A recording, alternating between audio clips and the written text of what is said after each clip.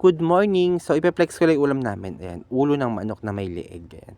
So, sino yung mahilig kumain ng ulo dyan? Charot. So, ayan ang for today's video. Ayan, ganyan yung gagawin natin. Ipe-flex natin yung ulam natin. And then, ipapakita ko rin yung kinakain kong puto dyan na iba-ibang kulay. Grabe naman ang puto. Ang kukulay ng mga puto. Tapos, may hawak din akong Nescafe 3-in-1. Nescafe, baka naman. Ayan.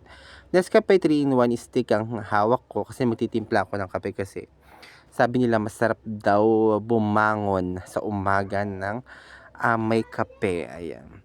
Magandang magsimula ng umaga ng nakakape ka na. So, ayan. Ayan. Tinan nyo, pabalik-balik ako kasi yung kinukuha kong kutsara, hindi ko pa nakukuha na. Tapos may kinuha na naman ulit ako. Nakita nyo na naman yung aking ano. Grabe, wala kaming gunting. Kutsilyo na pinanggupit namin. Ayan, wala kaming gunting. Tinitipid ko guys yung kape, hinati ko pa yan sa 2 tasa. Kasi masyado siyang mapait. Ayan. Sobrang pait ng kape, kaya hinati ko na para hindi, ayan. Ay, grabe guys, nilagyan ko ng asukal syempre. Wash yung asukal pala namin, ayan. So magkape tayo, magandang simula ng umaga na nakakape.